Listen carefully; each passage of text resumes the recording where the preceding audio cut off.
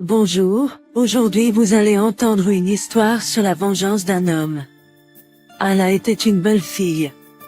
Ses traits ondulés couleur cuivre et ses yeux bleu clair attiraient le regard non seulement des jeunes garçons, mais aussi des hommes adultes. Mais elle était indifférente à tout le monde. Et Vadim, le seul avec qui elle voulait être, celui qu'elle aimait de tout son cœur, lui dit un jour: Nous ne serons jamais ensemble. Ala. Je ne veux pas vivre dans la pauvreté. Je vais épouser une femme qui a une maison. Vadim n'aimait pas du tout la fille, il ne l'aimait pas. Il ne savait pas comment se débarrasser de l'ennuyeuse Ala. Ces paroles de son amoureux lui firent mal, mais la fille avala silencieusement ses larmes. Elle voulait chasser Vadim de son cœur et de son esprit, mais elle ne le pouvait pas. Et puis une pensée traversa sa douce tête: a-t-il besoin d'une maison? Alors, il en aura une. C'était facile à dire, mais difficile à faire. Ses parents avaient 4 autres enfants en plus d'elle. Ils vivaient tous dans une petite cabane. Autant qu'Ala se souvienne, son père rêvait de construire une nouvelle maison. Mais il n'y avait pas d'argent pour ça. Après l'obtention de son diplôme, la fille est retournée dans son village natal et a trouvé un emploi de comptable dans une ferme locale. Avec son salaire, bien sûr. Ala n'aurait pas pu construire une maison toute seule. Pendant ce temps, Vadim a commencé à courtiser Alina devant tout le village. Elle était la seule fille d'un propriétaire terrien dont la femme travaillait dans un magasin. La famille vivait dans une grande maison. Les parents d'Alina étaient très heureux de Vadim comme futur gendre parce qu'il était travailleur et traitait toujours les gens avec respect. Il était aussi tellement beau. Toutes les filles du village étaient tombées amoureuses de lui. Et la belle blonde Alina ne faisait pas exception. Elle tomba follement amoureuse de Vadim. Ses parents organisèrent un mariage luxueux pour le couple. Ala ne voulait pas aller féliciter les jeunes mariés, regardant avec envie le heureux Vadim et Elena de loin. Un mois plus tard, la jeune famille déménagea à l'étranger pour y résider définitivement. Mais Ala savait qu'elle rencontrerait à nouveau Vadim, car sa mère célibataire vivait ici, et il viendrait certainement la voir. En attendant, se souvenant des paroles blessantes du garçon, elle prévoyait d'atteindre son but et de construire une maison pour elle, peu importe ce que cela prendrait. Elle avait même prévu comment le faire. Environ un mois s'écoula avant que les habitants du village n'apprennent qu'Ala avait accepté d'épouser son voisin Michelo. Tout le monde fut choqué par cette nouvelle, car il n'était pas du tout beau. Les filles le fuyaient. De plus, il était aussi étrange, d'une certaine manière enfantinement naïf. Les gens du village se moquaient de lui. Un jour, le fou du village eut de la chance, son oncle mourut dans le centre du district. Comme il n'avait pas d'enfant, toute sa richesse fut partagée entre ses neveux. Mikhail reçut une voiture toute neuve. Dès qu'Ala l'apprit, elle demanda immédiatement au jeune homme de l'épouser. Elle le fit avec ruse. Mais Mikhail, nous devons vivre quelque part. Peut-être devrions-nous commencer à construire notre propre maison. À quoi nous sert cette voiture? Vendons-la. Le naïf Mikhail, écoutant les paroles flatteuses d'Ala, accepta, et avec l'argent de la vente de la voiture, ils coulèrent les fondations de la maison en octobre. En novembre, après avoir vécu ensemble pendant 3 mois, le couple divorça. Pendant ce temps, Ala n'a jamais couché avec son mari. Il lui était facile de tromper Mikhail. Ainsi, ce jeune homme se retrouva sans femme et sans voiture. Les fondations avaient été coulées sur le terrain de son grand-père. En hiver, la construction de la nouvelle maison s'arrêta. La fille cherchait un nouveau sponsor pour réaliser son objectif. Au printemps, les habitants du village discutaient des nouvelles. Ala se mariait avec Stepan. Le jeune homme venait de rentrer de l'étranger, où il avait travaillé pendant 2 ans. Il avait donc maintenant beaucoup d'argent. Il était facile d'épouser un homme aussi simple. Mais elle n'a pas réussi à le tromper, comme elle l'avait fait avec Mikhail. Immédiatement après le mariage, elle a dû remplir son devoir conjugal presque toutes les nuits. Comme c'était dégoûtant pour une fille. Elle a serré les dents et fermé les yeux, imaginant Vadim. Mais c'était tout en vain. Seule une chose réchauffait son cœur, les murs de la maison se construisaient rapidement. Ils étaient prêts à l'automne. Le toit était incroyablement beau, fait de tuiles rouges. Mais ensuite, Stepan a manqué d'argent, et Allah a commencé à lui refuser son amour. Il était offensé, en colère, et a commencé à boire. C'était seulement à l'avantage de la femme. Parce qu'un homme ivre était très agressif. Une nuit, elle l'a poussé à un point où il l'a frappé. C'était une bonne raison pour le divorce. Allah, satisfaite d'elle-même, a mis son mari à la porte de la maison. Stepan s'est excusé et s'est mis à genoux devant sa femme, mais Allah est resté ferme. L'homme a divorcé et est parti travailler à l'étranger. Allah était très heureuse quand elle a vu sa nouvelle maison. C'était différente de toutes les autres, grande et spacieuse. La jeune femme rêvait déjà de comment elle aménagerait les chambres des enfants à l'étage. Il ne restait plus qu'à installer des fenêtres et à faire des réparations à l'intérieur. Beaucoup de gars courtisaient Allah. Au cours des dernières années, elle était devenue encore plus belle. Mais la fille refusait avec assurance ses prétendants car elle avait besoin d'un homme spécial pour terminer la rénovation. Un jour, en fin d'hiver, elle a travaillé tard au travail. En rentrant chez elle, une voiture s'arrêta à côté d'elle, conduite par Boris, qui travaillait comme forestier. Comment ai-je pu l'oublier? La jeune fille pensa, en acceptant avec coquetterie de se faire raccompagner chez elle. Boris visitait rarement le village, passant plus de temps seul dans la forêt. Peu habitué à l'attention féminine, l'homme tomba facilement dans ses pièges. Au printemps, Allah s'est marié pour la 3e fois. Boris était calme et beau, mais aussi timide. Peut-être était-ce avec lui que la jeune femme se sentait le plus à l'aise. Son mari voulait beaucoup avoir des enfants, et elle a promis de ne lui donner naissance qu'après la rénovation de la maison. Lorsque la maison eut des fenêtres, du lino au sol et du papier peint sur les murs, le couple divorça. Personne ne savait comment ni pourquoi. Ce n'est qu'alors que Boris fut muté dans un autre district. Mais Allah ne perdit pas espoir. Elle réalisa enfin son rêve, elle construisit une maison.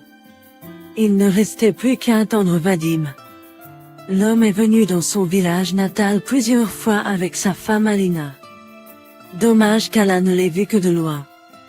Elle aurait aimé plonger son regard dans le sien lorsqu'il verrait la jolie maison qu'elle avait construite. Une autre année s'est écoulée. Allah ne s'est pas remariée, car elle n'en ressentait plus le besoin.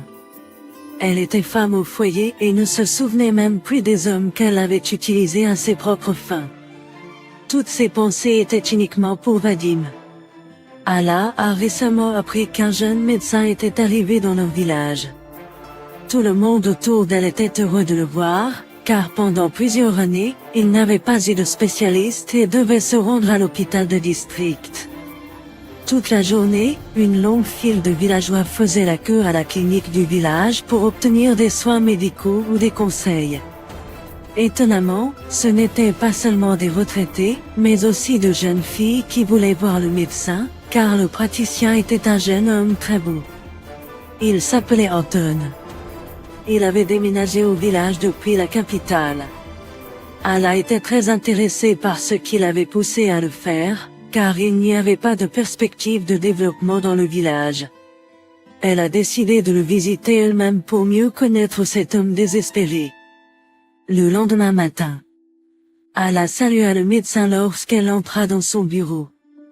Il était en effet très beau, mince et grand. La jeune fille, ne le quittant pas des yeux, s'assit sur une chaise près de son bureau. Anton regarda l'étrangère avec intérêt. Elle était habillée dans un tailleur d'affaires rouge qui soulignait sa silhouette élancée avec une poitrine généreuse. Les jeunes gens se rencontrèrent et, ressentant une sympathie mutuelle, commencèrent à parler, mais les sujets n'étaient pas du tout médicaux. Ala savait bien comment attirer un homme, alors elle fit de son mieux pour intéresser le jeune médecin. Ce soir-là, Anton raccompagna Ala chez elle. Il fut impressionné par son énergie, son activité et, bien sûr, sa beauté. Elle maintenait facilement et naturellement une conversation, n'avait pas peur de paraître ridicule si elle ne comprenait pas quelque chose. Elle savait intuitivement quand rire et quand se taire. Enfin, lorsqu'ils arrivèrent chez elle, Ala fut ravie de voir Anton agréablement surpris par sa maison. Elle l'invita à voir l'intérieur de la maison, et il accepta volontiers. Il regarda avec intérêt les grandes et lumineuses pièces, prononçant des éloges agréables. Et Ala continua à parler de toutes les difficultés de la construction, de situations intéressantes et amusantes. Elle se tut seulement sur le fait qu'elle avait utilisé 3 hommes qu'elle avait utilisés à ses propres fins. Plus tard, ils prirent le thé et des gâteaux dans la cuisine, et Anton raconta à Ala la raison pour laquelle il avait déménagé au village. Dans la capitale, il avait une petite amie avec qui il sortait depuis 6 ans.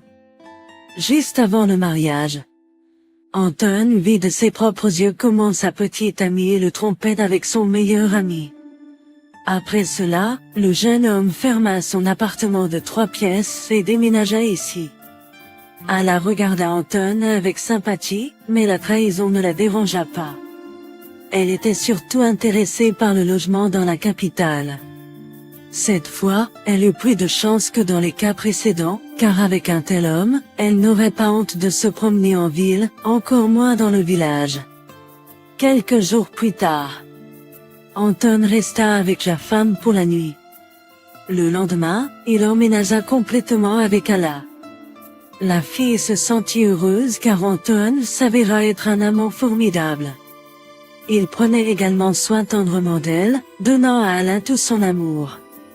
L'homme lui-même ne s'attendait pas à pouvoir aimer quelqu'un si rapidement et si intensément. Les jeunes se sont mariés discrètement, sans invité ni célébration. Pour Ala, la cérémonie n'avait pas d'importance.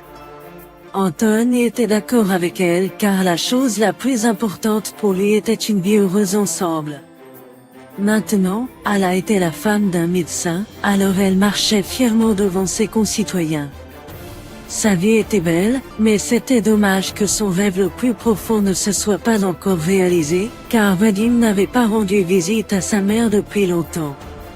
Et ce désir hantait toujours la fille. Un certain temps s'est écoulé dans la vie tranquille du couple. Aujourd'hui, Ala est rentrée du travail tôt et a réussi à préparer un délicieux dîner pour l'arrivée de son mari. Anton est rentré à la maison contrarié car la mère de Vadim était décédée d'une crise cardiaque et il n'avait pas pu l'aider. Il a également dit que son fils viendrait enterrer la vieille femme. Les yeux d'Ala brillaient à la nouvelle. Enfin, elle prouverait à Vadim quelle fille il avait blessée avec ses paroles. Le lendemain, Vadim est venu aux funérailles de sa mère. Ala est également allée présenter ses condoléances. Pour l'instant, elle l'observait simplement, lui laissant le temps de surmonter son chagrin. C'est bien que Vadim soit venu sans sa femme.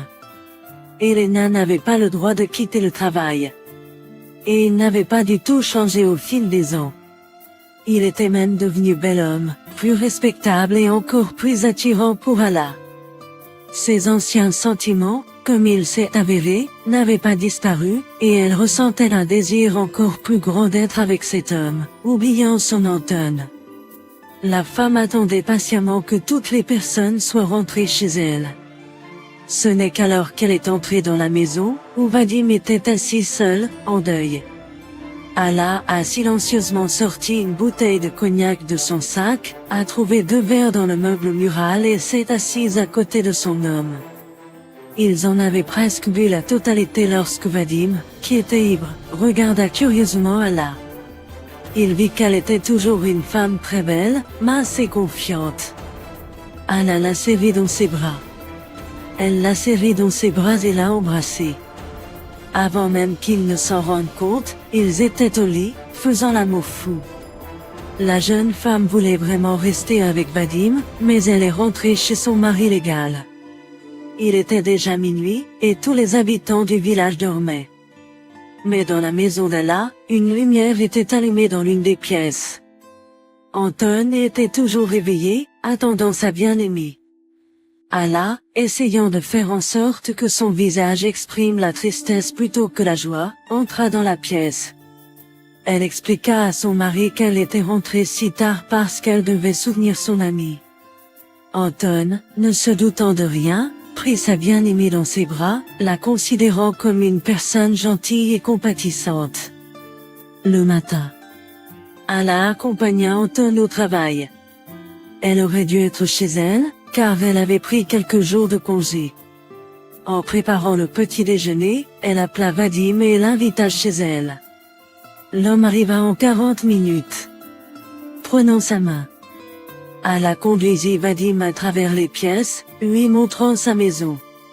Enfin, son rêve se réalisa, car son homme fut vraiment agréablement surpris par cet appartement magnifique et grand. En entrant dans la chambre, elle défit son luxueux peignoir, et Vadim ne put résister à son beau corps. Il faisait l'amour passionnément quand Anton entra dans la pièce. L'homme choqué s'arrêta à la porte de la chambre, voulant crier de la douleur qui l'envahissait. Mais imperceptiblement pour les amants, il fit ses bagages, laissant une lettre d'adieu sur la table, et quitta ce village pour toujours. Alla vit plus tard sa note, et elle fut très heureuse de ce tournant des événements. Maintenant, son objectif principal était de garder Vadim près d'elle le plus longtemps possible. Et la fille y parvint très bien avec l'aide de l'alcool.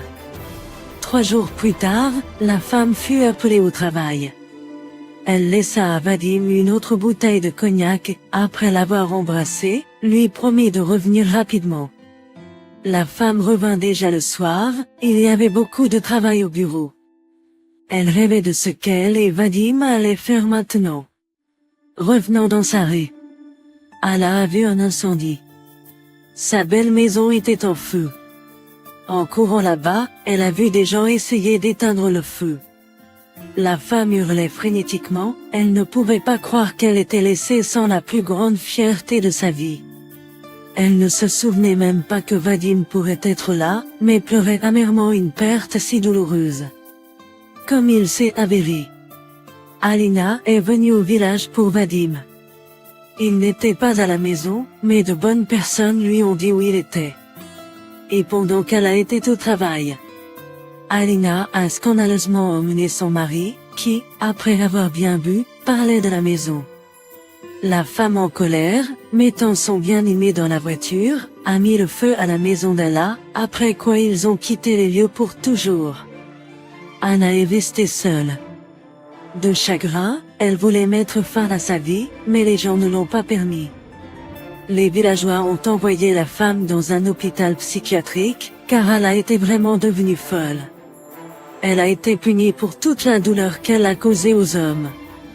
Et maintenant, au lieu d'une maison luxueuse et grande, elle avait une petite chambre à l'hôpital, d'où elle ne serait pas libérée de sitôt.